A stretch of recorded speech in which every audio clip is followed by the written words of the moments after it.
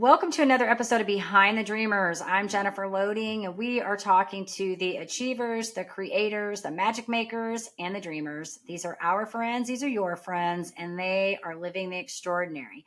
Well, I'm so excited about my guest today because he's coming in from across the world. This is going to be so great. He's an amazing person.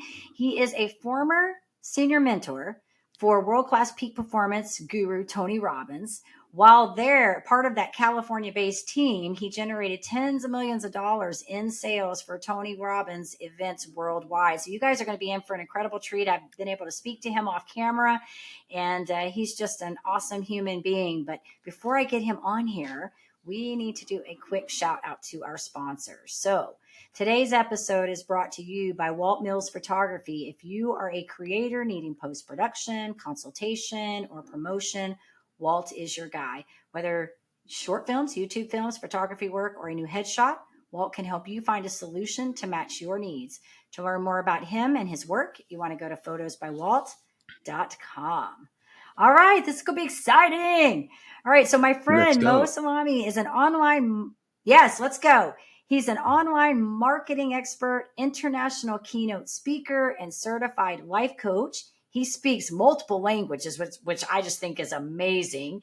He has done over 20,000 hours of one-on-one consulting, including consulting over 8,000 business owners doing $1 million in revenue.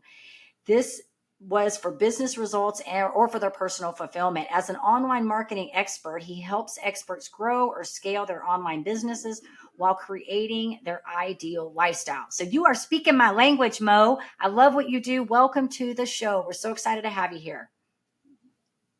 Thank you so much, Jennifer. And thanks for this invitation to your amazing platform. And thank you. Great to be here. Glad to be here. This is going to be so much fun, Mo. So I want to know, because you're doing so many great things, and I'm sure my audience is going to learn so much from you today. So tell us a little bit about what it is you are doing right now to make a difference. The best way that I can tell you what I'm doing now is to tell you what brought me to this point. And what brought me to this point, Jennifer, was a sign. You know, as these things happen, it was literally a sign. And before I tell you about the sign, I'll back up a little bit and let you know that I'm from a family where the holy grail of success is education, and specifically getting a college degree, and even more specifically getting a science-based college degree or some sort of math-based or accounting-based college degree. So I did all that stuff, got the, science degrees. In fact, I have 3 of them. I achieved the first one when I was 20 years old. And so I was a success. I had the college degree, lived in a great neighborhood, great neighbors, great, salary, as it were. And what I found out very, very quickly was that the 6-figure salary came with, in this case, 16-hour shifts. But it was fine because I was a success and my neighbors were successful. And again, great neighborhood, all that great stuff. And I would always get to the end of the year, when you do that countdown, 10, 9, 8, 7, 6, 5, 4, 3, 2, 1. I would step into the new year and the previous year was just a blur of shifts, every weekday and weekend and holiday tended to be my work day. So I was so unsure because I'm supposed to be successful, and I was so unsure if I was actually that. So, which brings us nicely to the sign. So one day I'm in a bookstore and I see a sign, and the sign says, "How to be successful." And I thought, okay, how to be successful? What's that all about? I'm already successful, right? So I went to the sign, and it turns out the sign was an ad for a book by Jack Canfield called The Success Principles. And The Success Principles was my very first introduction to personal development. And I at that point, I was from a world, my entire world was maths, physics, chemistry, biology. I think, maths or math, however you say it, right? So that was my world. And this was a different world about personal development. So I grabbed the book right there in the bookstore, and I sat there and I started reading. I just started reading the book. I sat right there, and I got to like halfway through the book, and then I got up and then bought the book, and then left. And essentially, the first chapter of the book was about taking responsibility. You know, all the results you have or you get, or everything that happens to you, is your responsibility, and it's up to you to take responsibility. So, ever the good student, read the entire book, and then I went to the back of the book and I ordered every single book in the back of the Success Principles, and I read every single one. And that's how I discovered Tony Robbins, and that's how I discovered T. Harv Eker, and ultimately that's how I discovered online marketing. So I went to an online marketing conference, and I asked myself the question, well, I wonder what it would look like if I were the best in the world at online marketing. And I wonder what it would look like if I were the best in the world at personal development. And again, to be clear, this isn't to be better than anyone else, but my point was to be the very, very best that I could be. So I went on a journey, probably over a decade, of paying for, attending and being invited to probably $500,000 worth of training on digital marketing, online marketing, public speaking, different aspects of personal development. And I very quickly came to a fork in the road. And that fork in the road was, do I continue on this path of online marketing? You know, at the time I had, you know, taught myself how to code, and I was building websites and getting results for clients in that space of online marketing, digital marketing, and all things there. Or do I go work for Tony Robbins? And of course, Tony has an amazing mission and serving lots of people. And I had learned sales over a long period of time. I initially had learned sales from a gentleman called Chet Holmes, and also from Jay Abraham, you know, sales and marketing. And I took the whichever direction fork meant going to work for Team Tony Robbins, and I got the opportunity to do, you know, lots of high ticket sales and serve a lot of people to improve themselves. And again, as you mentioned in the intro, I did tens of millions of dollars of sales over there, and I guess more importantly, added a lot of value and helped a lot of people in the direction that they needed to be served, you know, by Tony. And you know, at some point, I had an epiphany looking back at my previous, in inverted commas, success. And the epiphany was this: sometimes we think we're successful when what it really is stressful. And then I asked myself, well, with all I mean, at this point, I've probably read, probably 1,000 business, personal development, that sort of area, you know, books and that's not even before we get to all the trainings, right? And I thought, with all of this that I've learned and acquired, you know, I wonder if I could help more people go from successful to successful, using everything I've learned from online business over the last decade and some, and from working for Tony Robbins for 8 years. So that's what brought me here, and that's the story. I love it. I was going to say something. I like your stressful. I like that. Never heard anybody say that before that way. So I like that term that you coined there. And, you know, and I think it's so interesting that you were talking about, you know, growing up and getting, you know, all these degrees, it being about, you know, math and science, because I think that is kind of like a lot of the way we hear things, like, right? It's this idea that we have to go get these degrees and then we go make these money. It's sort of like this path we have to take.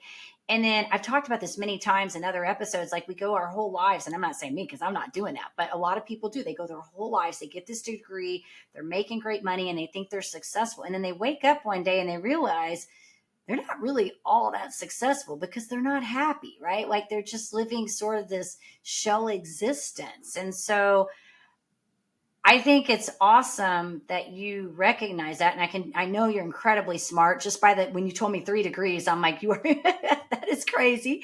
But just to have that epiphany moment where you go, you know, I'm making good money but this is not really what it's all about in life, right? Like this isn't everything. Absolutely. I'm probably not that smart, but I do work very, very, very hard. Perhaps that's what got me there. Um, Jennifer, you're Yeah. absolutely right. I mean, I always like to say that you can curate the life that you want to create. A lot of times most people have that almost, is it a diagnosis of how to live your life? Go down this route, go down this route. And oftentimes the life that other people plan for you tends to be that life of limitations, that this is your level, this is your lane. We have all these phrases about them, right? Stay in your lane, this is your level, all that great stuff. And ultimately, you definitely have the option to curate the life and create the life that you want to create. It's literally up to you. And that's literally what I teach in terms of, design the life and the lifestyle that you want exactly how you want it. And that means different things for different people. And, the capacity of a human being is unlimited. So the key is, whatever's happened in the previous chapters of your life, moving forward, we get told, use the black pen or the blue pen to write your life, as in Right. metaphorically. As an adult, you Right. use the black pen or you use the blue pen to design your life, meaning the job that you're supposed to have, or the area that you're supposed to live in, or even all these different like limitations. And when I believe that given the choice of which pen to use for the upcoming chapters of your life, you may not decide to use the black pen or the blue pen. You might decide to use the red pen or the green pen, or shock horror, write the story of your life with a Sharpie or a glitter pen. Or you might decide, I'm not even going to use a pen to design the next chapters of my life. And you use a pencil or even Right. a paintbrush. Like literally the life and the lifestyle that you want to design is entirely up to you. It's beautiful. I was going to say a yellow one. Not that it might not show up on the paper, but I like yellows. So There you go. before you even said all those Do you see colors. right there, Jennifer? That's it right there. Do you see that? Imagine, Yep. imagine a life that you live with your yellow pen versus Hmm. having to use the blue pen, for example. Right. And tell me a little bit more about the pen that you choose. Like, what type of pen would it be? Marker pen, a regular pen for Yeah. yourself? That yellow pen. I was thinking actually a gel pen, like the gel, because I like the way they glide because they're kind of a smooth Right. gliding pen. Right. But I think it was fun because I love that. And you're right. It's like we're told to pick it's this way or this way. And I think, I was Right. having this conversation with somebody recently.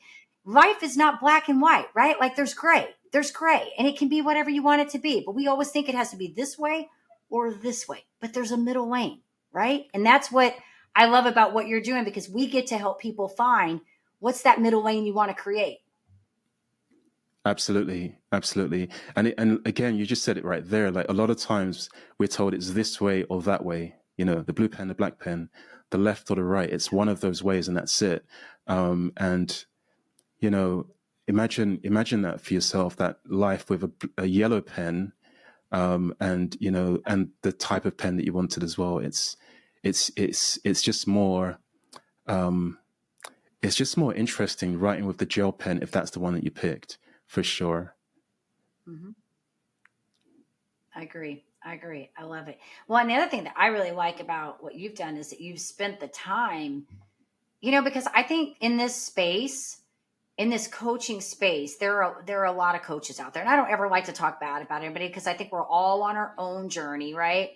But I think that building that credibility in this space is so important. And I love that you've spent the time doing the work. And that's what I always say, because I shared with you, we got to talk off camera and or off this, this recording and my journey, when I went in to start doing this life coaching, I had like 20 something years in business. And so I was coaching people all throughout that with no background, but you learn a lot when you work with women for 20 something years. You start doing a lot of therapy because that's what you have to do. But when I went in to start learning some of the coaching stuff that I was learning, I mean, I had incredible mentors all those times. So I was getting incredible training, just it was there at ease for us. But when I really started to go in and try to learn why I was having so much struggle in my business, and then really started making the connections, how the life and the business are really intertwined, because how you show up in one area is really how you show up in all the areas of your lives, and how these things manifest very differently. That's when I started getting into, okay, now we need to start understanding this life side of things. Like, what's going on here? What are these limitations, these paradigms that are blocking us, and they're manifesting? And mine was always really struggling around money. Like, how was that showing up very differently in my personal life versus my business life? And so I think what I'm getting at when I say this is that putting in the work is important, right? Like putting in and understanding what you're passionate about in your craft. And so that's what I admire about you, is that you not only said, hey, I have this sign, you got this one Jack Canfield book, and then you go and you order all these books, and then you go through all this Tony Robbins stuff. And so I want to applaud you for that, because I do think that sets you apart from a lot of the people out there that are doing a lot of what we do. I think, Jennifer, I like so much what you said there about all the women you'd helped and coached, and all the people you'd helped and coached over the years, and then all the different things that you've realized, from coaching, and all the differences you were able to make, because that's huge. That is, so humongous, and that speaks to the fact that that's who you are anyway in your core. You're driven towards helping others to really succeed, and I think it probably would have been easier not seeing that sign, right? Because in terms of I literally read every single book on the back, and then I literally traveled, you name a country or a continent, I've probably been there, seeking out who's the best, like who's the best at, public speaking training, who's the best at this area of digital marketing, etc. And what it boils down to is that if I can be the best me, it helps you be the best you. You being like a plural term for whoever I'm, training or mentoring, because the outcome is that just to help people take that step. For one person, it could be just a solitary step. For the next person, it could be, walking. For someone else, it could be, running or leaping. So, and again, if I can do my best, to, learn from and cultivate knowledge from the best places possible, and then also encourage with things like implementation. You mentioned like money before, so things like mindset as well. Then hopefully, fingers crossed, I can then help you, be the best you. So that was a plan. So again, when I mentioned before, what would this look like if I were the best in the world at online marketing, or the best in the world with personal development? The bigger ask was, how can I get to a place where I'm super good at this for the betterment of whoever is in front of me moving forward? So I definitely agree with that, Jennifer, for sure. Yeah, that's good. It's good. You're looking at the larger picture, and that's important, right? Especially, again, I think it's important in this space, in this personal development space. There's a lot of coaches around that I feel like sometimes just sort of wake up and decide to be a coach, and then they just go grab a quick certification, and not that I'm not demeaning those, because I think that they're important. We need those, but I really think I'm such a big advocate for personal testimony. I think when we can speak through what we've gone through, or our own realization, and then bring that to somebody, because people don't always care like where you are now. They want to know how you got there. Like what led you to this, to bring you to where you are today? Because when they look at you, Mo, or even if they look at me, and you're incredible, they look at us and go, you've been like this forever. No, that's not the way it is, right? We have to work to get to these places. And you had the successful career, you were doing the right things, and you woke up one day and said, no, this is not it. And so people looking on the outside go, well, they got it all, like they got it, right? Like it's there. But then we realize, we go, no, that's not what it's all about, which leads me to our whole conversation about the 2%. I haven't forgotten that conversation. It's in my head every day, those 2%, right? Because that's what we're trying to teach people to live, is to be that 2% that we talked about, which you need to talk about that so they know what we're talking about. Right. So first of all, Jennifer, I do think you're pretty incredible. I've listened to a few of your episodes. I've seen like what you're doing, and it's such a great thing. Even if you have, I think even if you have someone that says one day, oh, by the way, I'm going to become a coach tomorrow. Right. I think that's a great thing because, you know, the first, I guess, step is being like someone who learns from you. That I think they don't necessarily want you to be the best in the world as such, but what they do want is that you genuinely care for their progress and that you're just in front of where they're at now. And then I think it's definitely a great thing as that coach, as it were, to continue developing, to continue improving, continuing going that next level. Because again, you know, we can serve people best. I'll repeat what I said before. Like, if I can be the best me, I'm in a better position to help you become you, in a plural sense, become the best you. And so the 2%. So this is a two-part story here. So there was a study a few years ago, and not long after I discovered Jack Canfield, I discovered Earl Nightingale, and he did a study of 25-year-olds. And just for argument's sake, I'll use the number 100. So let's say 125-year-olds. And they were studied for 40 years until they were 65. And at age 25, they were full of, desire and ambition. And I want to achieve this and live here and make this much money and all the things that we believe in general equal success in life. Now, by the time they were 65, what was found from the study was that 4% of them had achieved the goals they'd set at age 25. So from 25 to 65, over that 40-year span, 4% had gotten to where they had wanted at age 25. And then furthermore, 80-year-olds, different study, 80-year-olds in general, 98% of people, or to flip it, 2% of people have lived the life that they wanted to. And a lot of times it's, what's the reason, that happens? There are lots and lots of different reasons. And a lot of times it's just that not being willing to step into uncomfort, and just wanting to stay in what's been prescribed for us, wanting to use that, the blue pen instead of the yellow pen, right?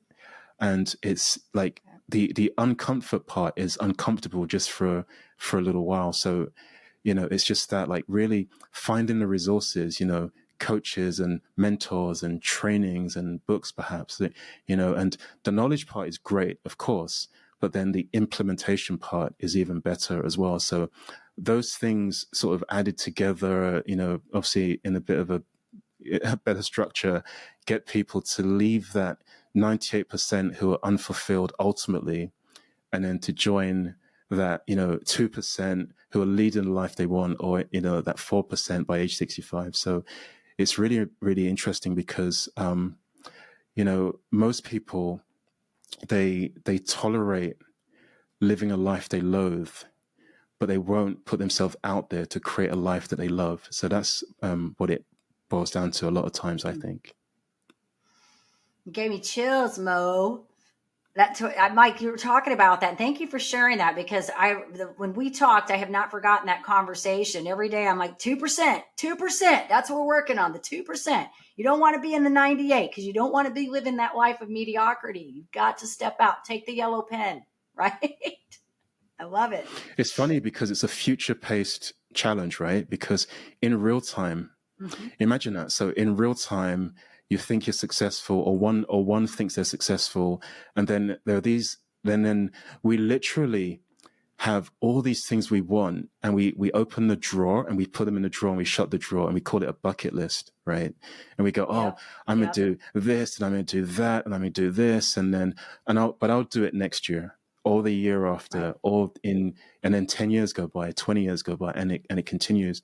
And then some people go to the drawer that's below the first drawer, and they've said to themselves, this list is not even going to happen. So they call it an F it list. There's a whole nother list, right?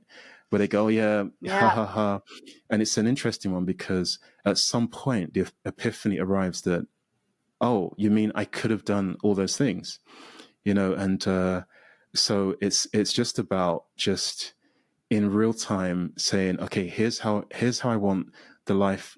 Here's the life that I want for myself and the people that I love and the people who love me as well. Here's the life and the lifestyle that I want for me and them. And then let's create that exactly how I want. And, people have done that, and there are tools out there to help us get it done. So let's step into that. But a lot of it stems from being willing to be uncomfortable, and I would say that for sure. Yeah. Well, and I think too, one of the things I've had to do, because you're right, I think we put it out and we go, when this happens, when this happens, when this happens, then that's going to happen. And, I think I always go back to, what I learned when I went through the Life Mastery Institute. We talked about it. We talk about, our 4 domains, the areas of our lives that we're trying to find happiness in. And, I've sort of adopted this idea that, my job every day for myself, and this is what I try to exhibit to the people that are listening to what I talk about and what I do, is that, what is one thing I can do every day in my life, that one thing that I can do to create what I'm trying to create, that life that I'm trying to create. And the other thing is to find gratitude in my day. Find what it is in my day that is bringing me that joy, because ultimately it is that. It's not the end results, right? It's not the end. It's the finding the joy in what we're doing every day that I think ultimately fulfills us in the end, right? And when you were talking about this bucket list, I'm immediately in my mind going, the shoulda, coulda, woulda, done right? You know what I mean? Like, that's what's going through my mind.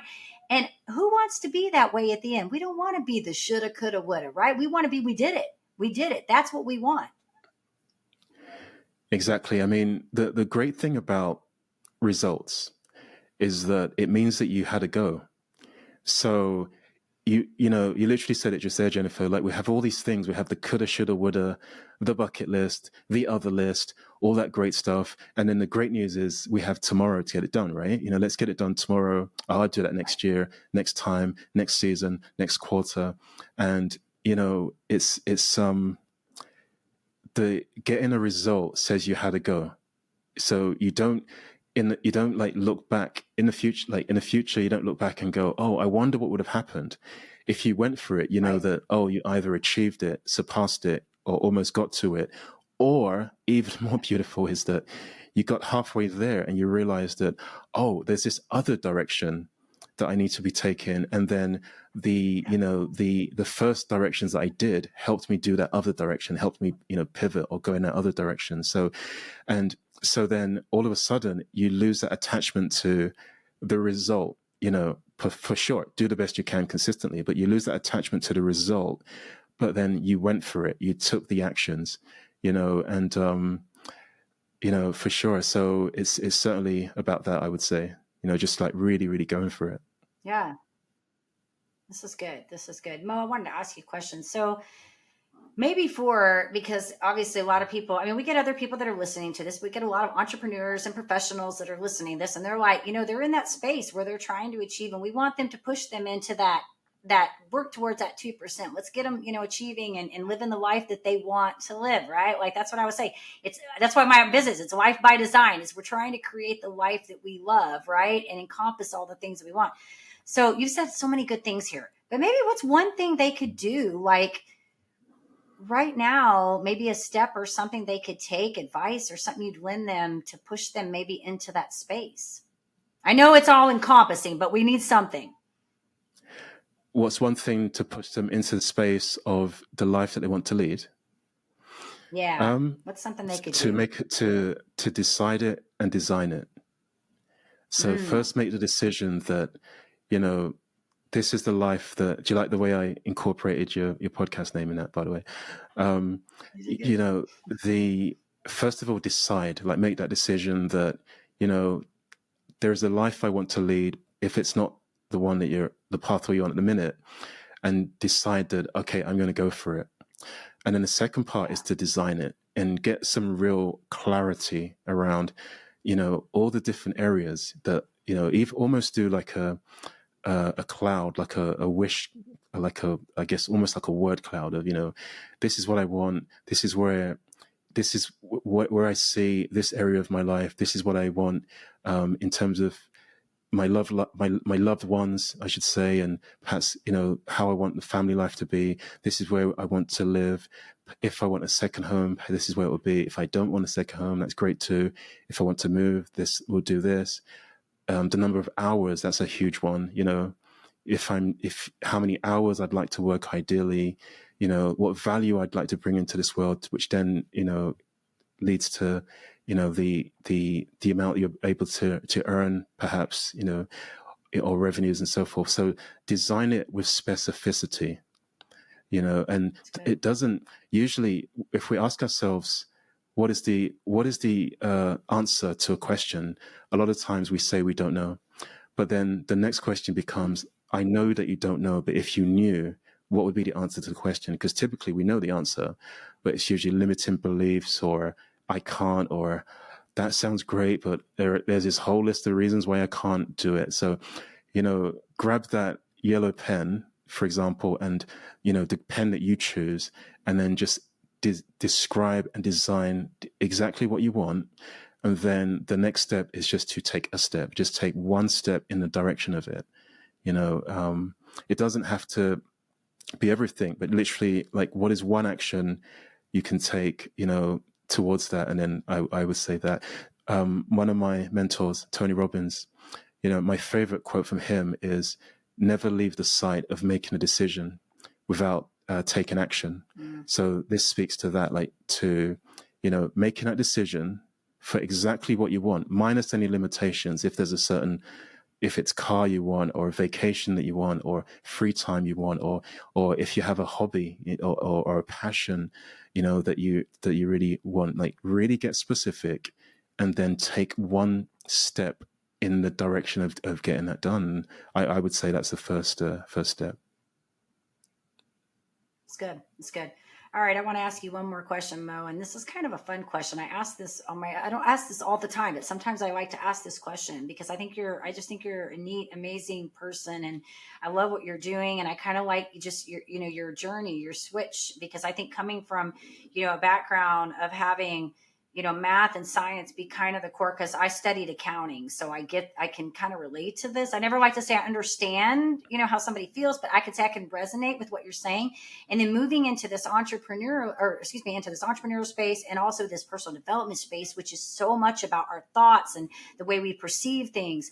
I would like to know, if you had to sum your journey up in like a couple words, what would be your takeaway on this? To sum my journey, I would say, well, you said a couple of words. So literally, I would say in progress. There's still, more to do. What I would say as well to people listening to this is this, like, to you, you're ordinary.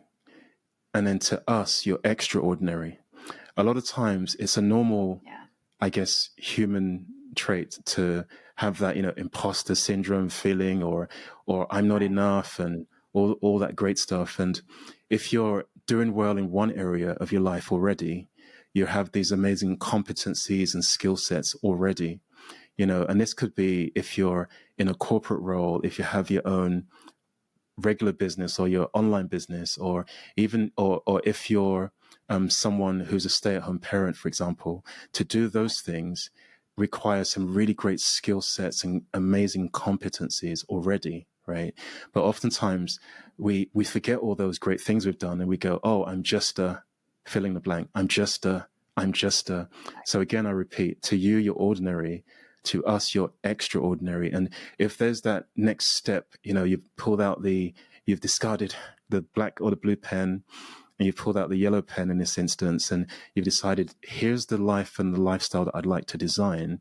You aren't starting from the beginning, because it's just a case of taking your amazing competencies and skill sets from your current success wall, your ladders against your current wall of success.